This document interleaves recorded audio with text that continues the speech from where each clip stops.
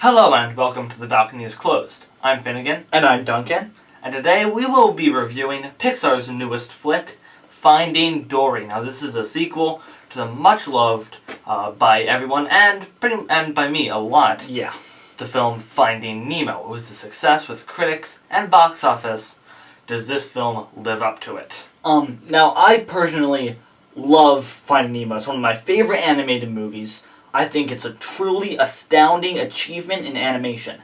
And so I went into this movie excited, but with a lot of reservations. Because I was scared that maybe this movie wouldn't live up to Finding Nemo, or giving the spotlight to a supporting character would be a mistake, like in Minions. Or Cars 2. Yeah, so we've seen Pixar have trouble with that before. So did this movie let us down? Well, you'll have to watch the review to find out. And so this movie is about Dory, the lovable, forgetful fish from Finding Nemo, and she has had Jason Bourne-like flashbacks to her childhood, to her family, and what she went through as a child. So when she remembers her family, she goes out on a search looking for them and brings Marlin and Nemo along for the ride. And so is this movie as good as Finding Nemo? No, of course. Is it very good? Yes. Mm-hmm. Yes, I really did like this movie. I thought it was a lot of fun, and I thought it stayed true to the characters that we loved in Finding Nemo. Yes. So this movie, I think the first thing that you have to look at when it comes to a Pixar movie, any Pixar movie, the first thing that leaps out at you is the visuals. The visuals in this movie, as always, are gorgeous. The movie looks great. It looks very realistic. I love the way that Pixar animates the water and water characters. And the second thing you gotta look at in this movie is Ellen DeGeneres' performance as Dory. This is one of the best voiceover performances in a while. She killed Dory. That's probably a wrong way to say it. It's not weird. She killed it as Dory. And she did a very good job expanding on this much beloved character, giving her a lot more to do, and making her very funny and very entertaining. As for the other characters, they're very likable as well. Albert Brooks is back as Marlin, and he's charming as always. You got a new kid to play Nemo, because the old one kind of grew up. Mm-hmm. Happens. He does a very good job. But I think probably the standout in this movie, other than Dory, is an octopus named Hank. A septopus. A septopus. An octopus with 7 tentacles, voiced by Ed O'Neill from Modern Family. He is sort of this curmudgeon, the sarcastic character, and he is so funny. The thing that he says and the way they animate him, and he is ripe for visual and slapstick comedy. Yeah, so... And they play off that perfectly. Hank was always very entertaining to watch. I loved watching this character.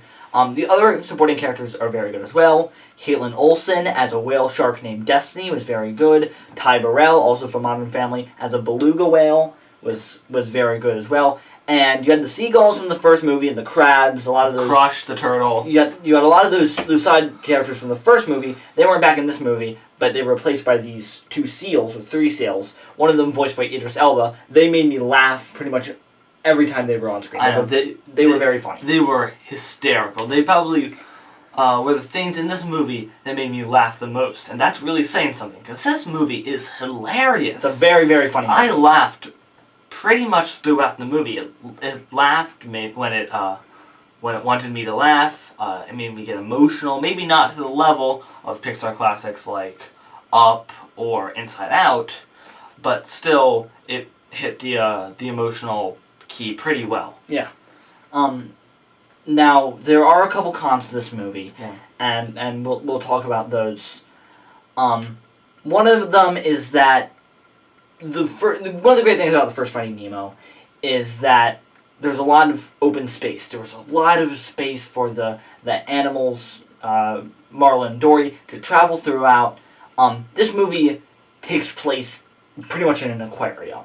Yeah. So there isn't as much space to move around. It's a more confined movie than that original film, and I think that takes away some of the wonder and adventure of the original. Also, the end finale, which I enjoyed it, was kind of over the top. Yeah, very over the top. Although Although there was a couple specific moments in that finale that had my theater cracking up. Yeah. It didn't seem as realistic or believable, and I was kind of taken out of the moment by thinking, well, that would never happen. Yeah, but Even in the world of talking fish. yeah, Pixar has done ridiculous stuff, but it's very rarely do they stretch it to the level that they do Yeah. here. And when they do stretch it to that, it doesn't really work all the time. Yeah. But overall, I pretty much loved Finding Dory. It was a very good movie. A very, very fun movie. The whole family can see it. They'll laugh. They'll get emotional. They'll be entertained pretty much throughout. Yeah. I think this is another film in the win column for Pixar, and I'm going to give Finding Dory an A-. This movie is very likable, as it's very easy to like. It's very eager to please, and for that reason, it's incredibly charming. It's a charming movie with great performances, some amazing visuals, albeit a couple flaws. One of them being it is very similar to the original, but I was pretty much locked into this movie for the entire time. It's an engaging film. Mostly because you care about the characters. You care about what happens to them. You care about if Dory finds her parents and what happens to all the characters, and that can really help a film. I'm going to push your grade. I'm going to say an A-. Definitely go see Finding Dory if you have the chance, and support charming, fun, smart animated movies like this. I'm also going to point out that this movie has the usual Pixar lesson.